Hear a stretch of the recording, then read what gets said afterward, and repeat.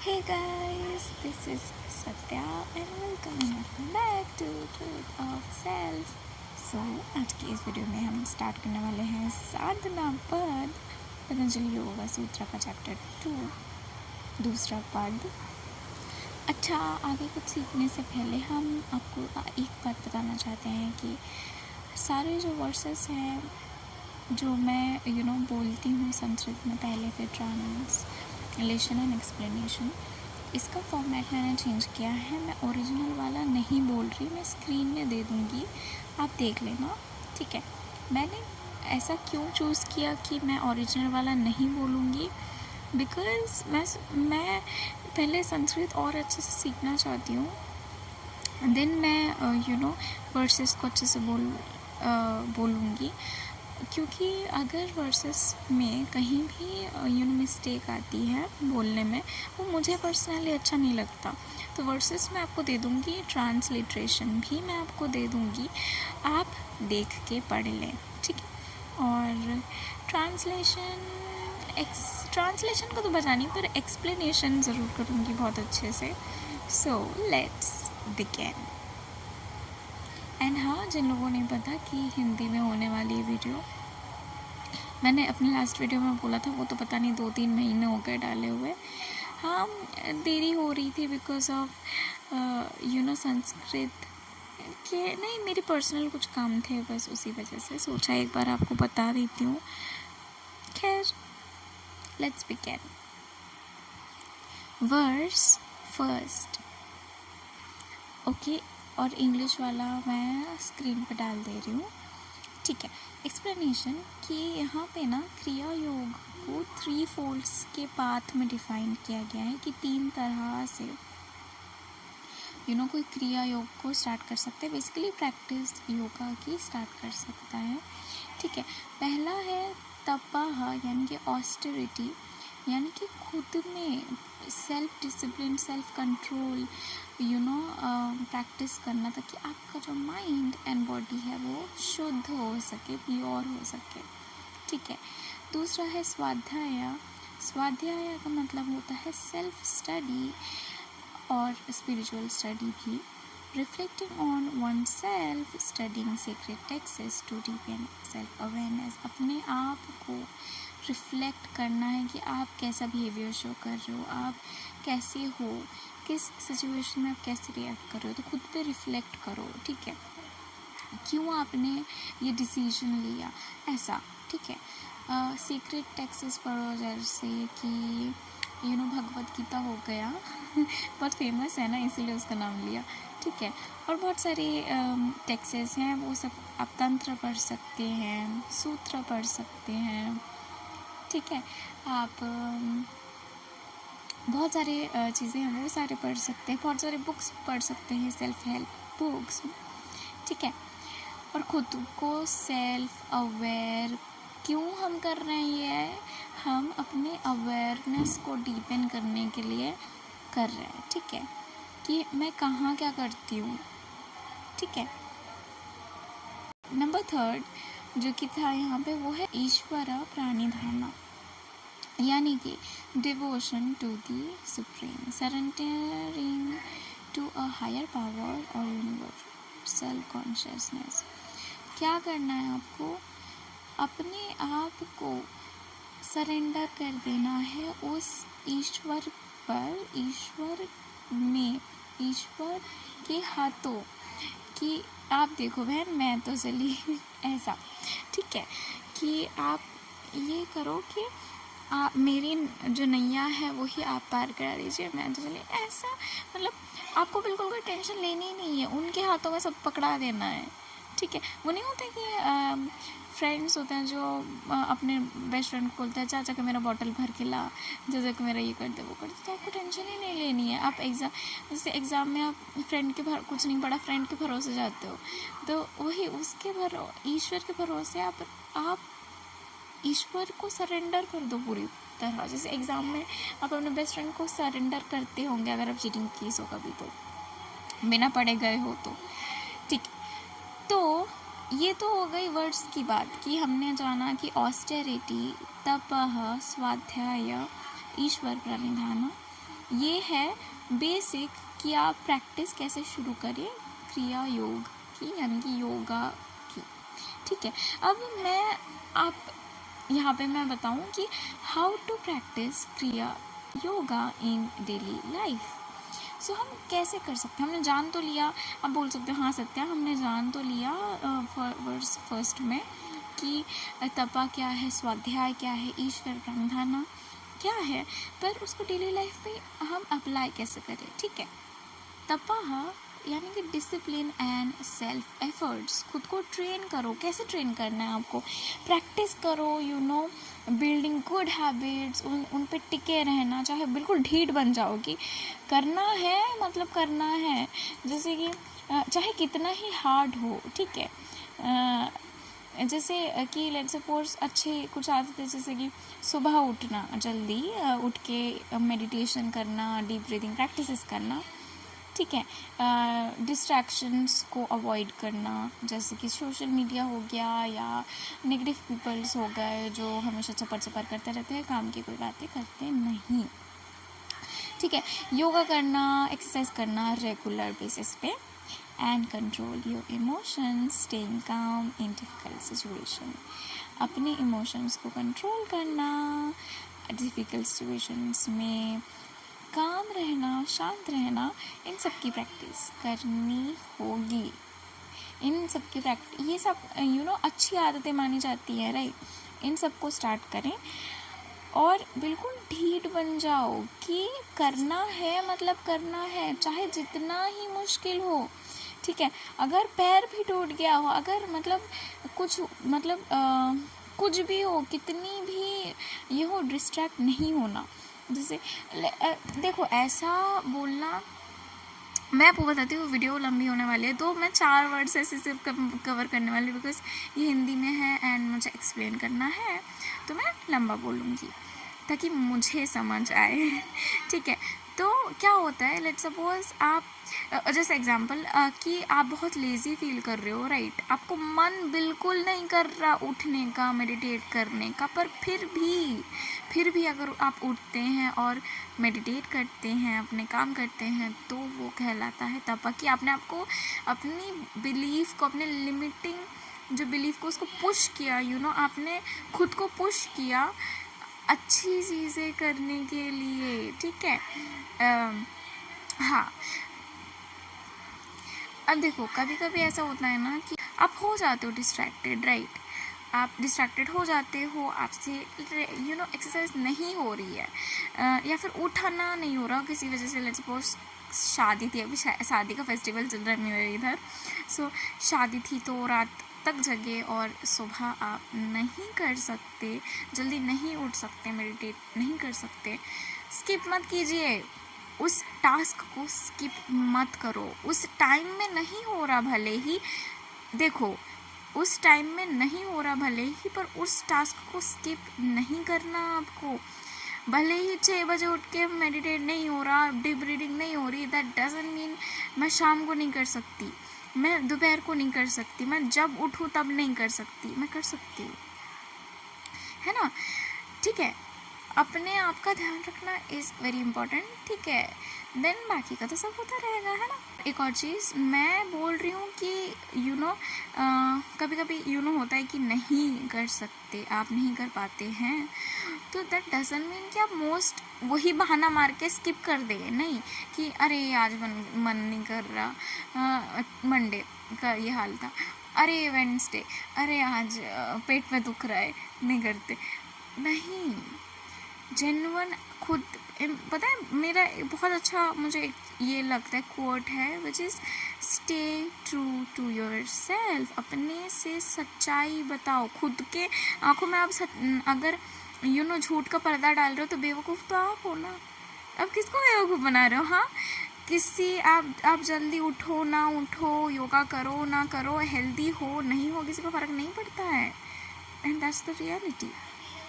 Okay, हम topic से नहीं भटक सकते, तो हाँ यही थी। नाउ तपा तो हो गया हमारा, तपः तो हो गया हमारा, नेक्स्ट है स्वाध्याय, self study and spiritual study.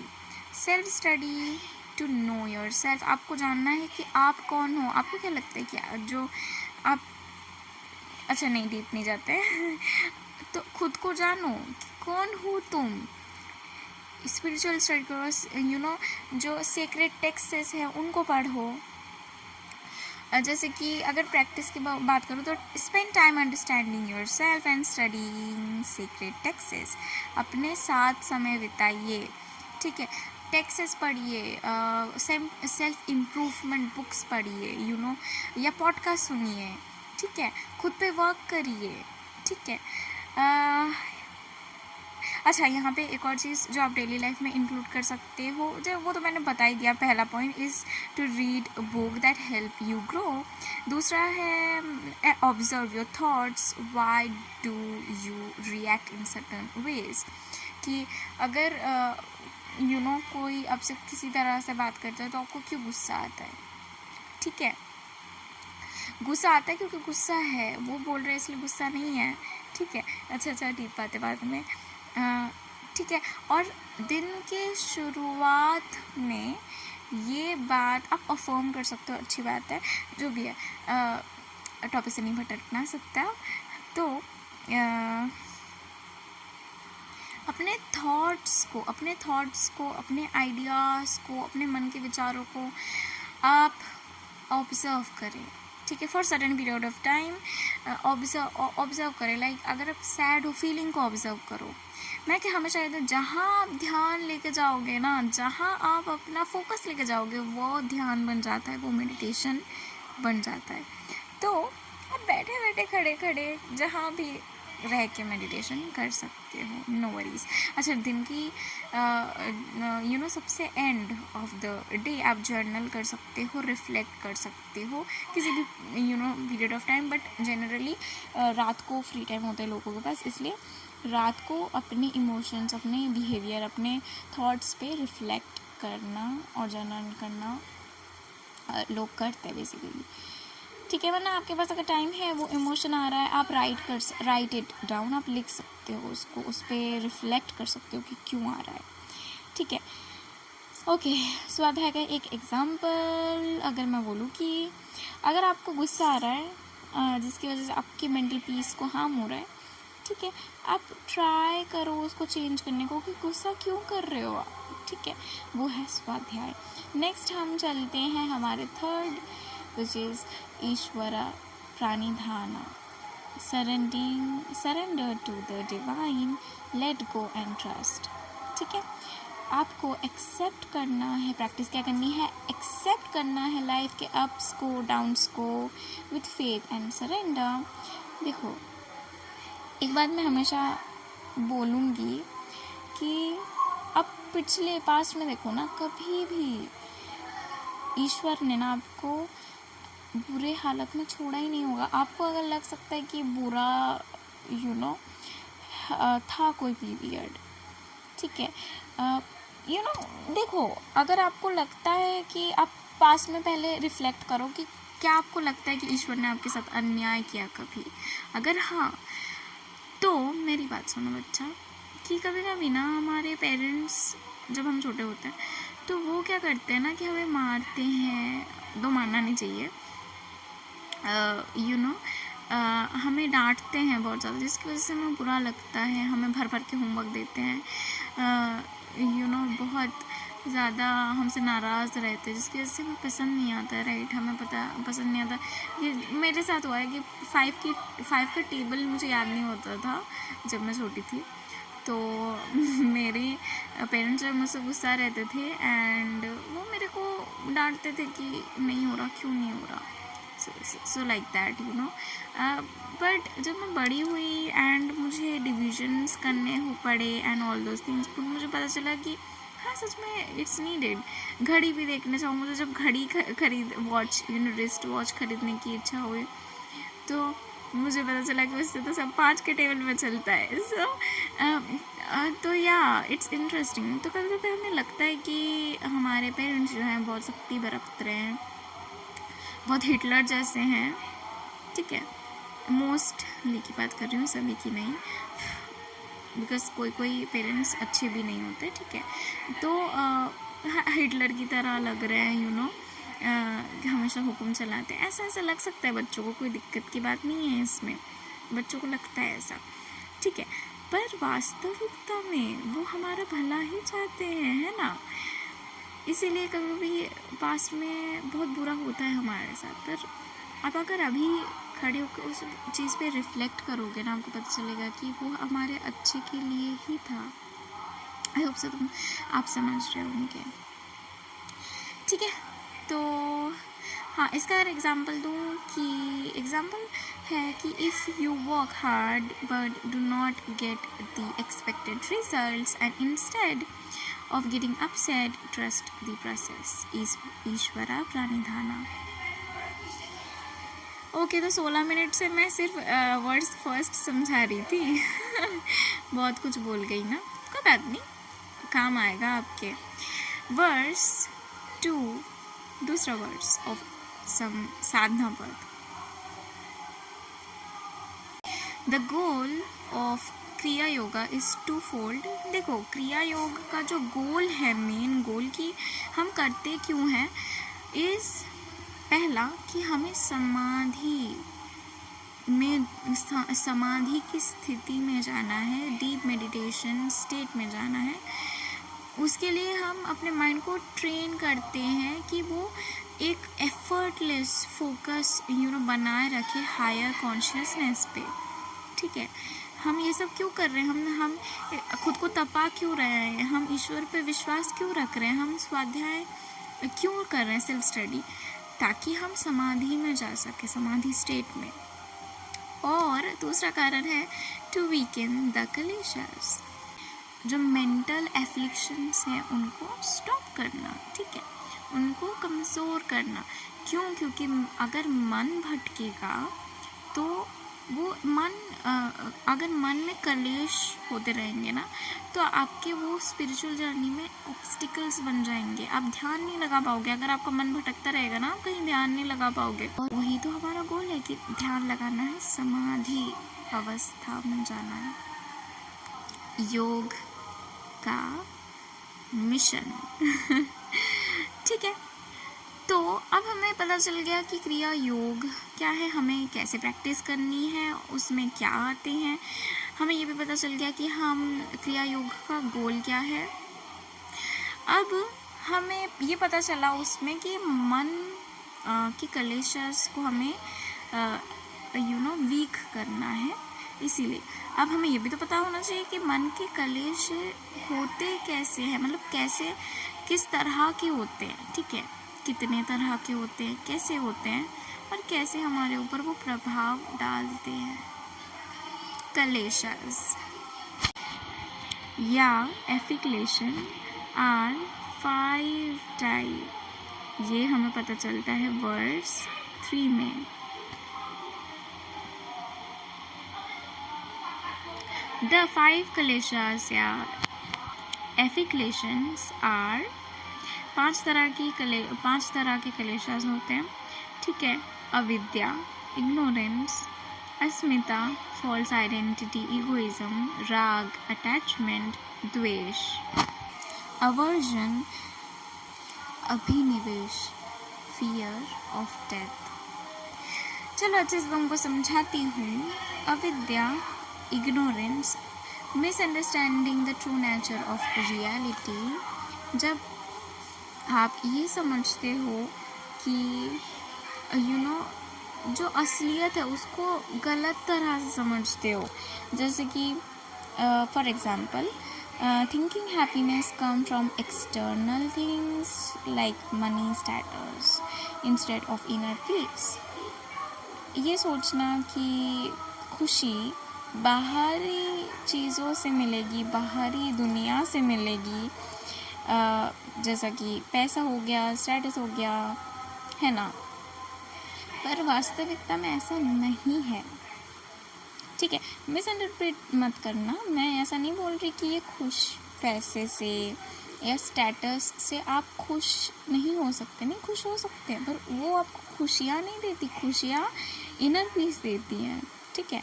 आप क्या करोगे ऐसे पैसे का, आप मिलीनियर बिलीनियर हो, ठीक है, और आपके पास फ्रीडम नहीं है, ठीक है, फ्रीडम नहीं है, इनर पीस नहीं है, आपका मन विचलित है, आपको लगता है आप क्या करो उस पैसे के लेके, क्या करोगे, ठीक है, उस पैसे के लेके क्या करोगे, हाँ बताओ। ठीक है, एग्जाम्पल्स बहुत सारे हैं, वीडियो लंबी हो जाएगी, नहीं बताने वाली मैं, ठीक है। वरना मैं बाद में बता सकता है, ऐसा कोई दिक्कत की बात नहीं है। अस्मिता, false identity, egoism, mistaking the ego or sense of self or the true self। ये समझना कि आपका ईगो वाला सेल्फ आपका सच्चा सेल्फ है, बहुत बड़ी बेवकूफ़ी है। ओके, तो एग्ज़ाम्पल के लिए मैं क्या लिख सकती हूँ? एग्ज़ाम्पल के लिए मैं ले सकती हूँ कि ये सोचना कि मैं बेस्ट हूँ या मैं वर्थलेस हूँ, दोनों ही ईगो का ट्रैप है। अच्छे से समझाती हूँ। मैं बेस्ट हूँ, ये बात कहना कोई बुरी बात नहीं है, पर कंपैरिजन जब आ जाए तो है वो ईगो, यानी कि सिर्फ मैं ही बेस्ट हूँ, बाकी सब बेवकूफ़ है। लाइक ऐसा, लाइक एक कैसे बताऊँ मैं, it's a kind of egoistic feeling कि मैं सबसे बड़ा हूँ। ये सेंटेंस गलत नहीं है, वो फीलिंग गलत है कि मैं सबसे बड़ा हूँ। मैं ऐसे भी बोल सकती हूँ मैं सबसे बड़ी हूँ, मैं सबसे महान हूँ, मैं सबसे प्यार करती हूँ, ठीक है, आई एम बेस्ट, मैं बेस्ट हूँ, सबसे बेस्ट हूँ, मैं बहुत अच्छी हूँ। दैट डजंट मीन, यहाँ पे कंपैरिजन जब आ जाए ना एक दूसरे से तो वो ईगो कहलाता है। मतलब देखो, वो एक फीलिंग ईगो की, पता नहीं कैसे समझाऊँ मैं, हाँ आप समझ जाओ बस। राग, तीसरा है राग, attachment, emotional craving for pleasurable experiences, in short craving things that bring pleasure, ठीक है। राग यानी कि अटैचमेंट वो सारी चीज़ें जो आपको खुशियाँ आपको लगता है कि आपको खुशियाँ देती हैं, यानी कि प्लेजर देती है, और जैसे कि आप एडिक्ट हो जाते हो, जैसे कि जिनको अल्कोहल या एडिक्शन है किसी भी चीज़ की, उन्हें उससे प्लेजर मिलता है, उन्हें उनसे खुशी भी मिलती है क्या, लेकिन क्या वो वास्तविकता में खुशी है? नहीं, वो राग है, अटैचमेंट। वो अंदर से खुश नहीं है, वो अंदर से खुश नहीं है, वो सिर्फ एक मतलब क्या बोलते, स्टिमुलस सा है कि खुशी, ठीक है। पता नहीं कैसे समझाऊँ, ठीक है। अटैचमेंट के अगर मैं एग्जांपल दूँ तो एडिक्शन हो गया, unhealthy relationships, constantly chasing happiness outside, ये भी है, ठीक है। नेक्स्ट है द्वेष, aversion, emotional repulsion from unpleasurable experience या स्ट्रॉन्ग डिसलाइक और हेट्रेड। अब जब हमें कोई चीज़ पसंद नहीं आती ना, द्वेष ऐसी चीज़ें, जो चीज़ पसंद नहीं आती उसके प्रेजेंस चुभता है, जो अनप्लेजरेबल एक्सपीरियंस छोड़ के गया हो, ठीक है। बहुत प्यारा ये है, मैं बोल सकती हूँ अभी पर नहीं बोलूँगी, बहुत देरी हो जाएगी फिर। द्वेष ना कि किसी का प्रेजेंस चुभने लगता है, कि लाइक किसी को देखना कि उनका द्वेष इतना ज़्यादा है कि लेट्स सपोज कोई बंदा होता है ना कि जो बिल्कुल आँख नहीं बहाता, बिल्कुल, वो द्वेष है। कि कोई अंकल जी होते हैं जिनको, कोई भी काइंड ऑफ अंकल होते हैं, या कोई भी पर्सन होता है जिनको लेट्स सपोज सर्टन वे में बिहेव करना पसंद नहीं, कोई अगर बिहेव कर रहा है उनको उनसे नफरत हो जाती है, द्वेष, ठीक है। डिस्गस्ट, द्वेष, ये सारी चीज़ें क्या है, ये सारी चीज़ें नहीं होनी चाहिए अंदर इंसान के, ठीक है।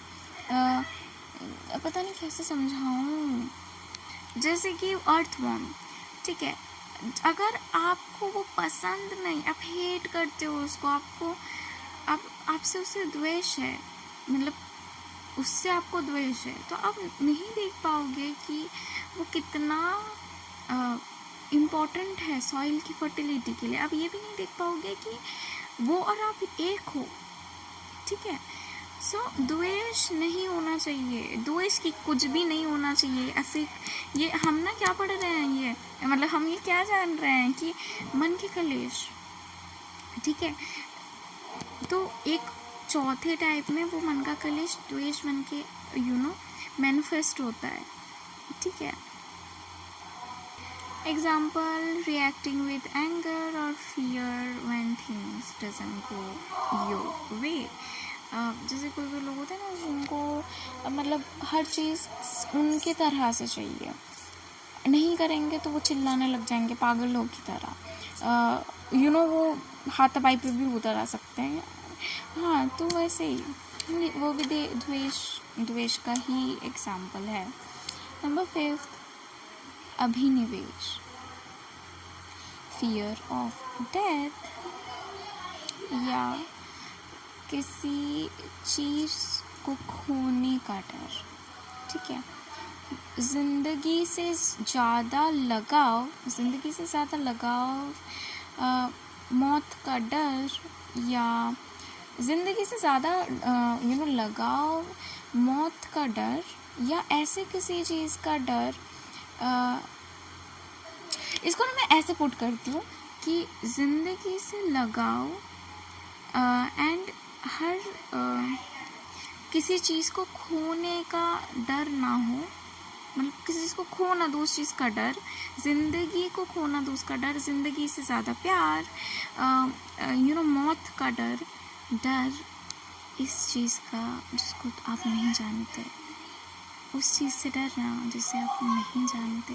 इंसानों की फितरत है, और जिस चीज़ को वो नहीं समझते, नहीं जानते, उनसे वो डरते हैं, है ना। So these affiliations cloud the mind and prevent spiritual process. Okay, तो हमने अब जान लिया कि कलेश कितने तरह के होते हैं, मन के कलेश। अब हम जानेंगे कि वो किसी पर्सन पे कितने हावी हैं, उनके टाइप। यानी कि वर्स 4 में हम ऐसा इसके बारे में जानते हैं कि हम वर्स 4 में जानते हैं कि इग्नोरेंस, अविद्या जो है वो रूट कॉज है सारे मेंटल कलेश के। ये जो सारे कलेश हैं वो डिपेंड करते हैं या वेराई करते हैं कि आपका मन कितना आप पे हावी है। जैसे पहला हमारे पास यहाँ पे आता है परासुप्ता, यानी कि डोरमिनेंट, यानी कि इनएक्टिव बट प्रेजेंट। दूसरा आता है तनु, diminished, weaken but still influencing your behavior। यानी कि जो दो देखे इसमें एक तो परासुप्ता जो है वो इनएक्टिव है पर प्रेजेंट है मन। तनु वो डिमिनिश है, यानी कि वीक है पर कभी कभी आपके बिहेवियर को इन्फ्लुएंस करता है।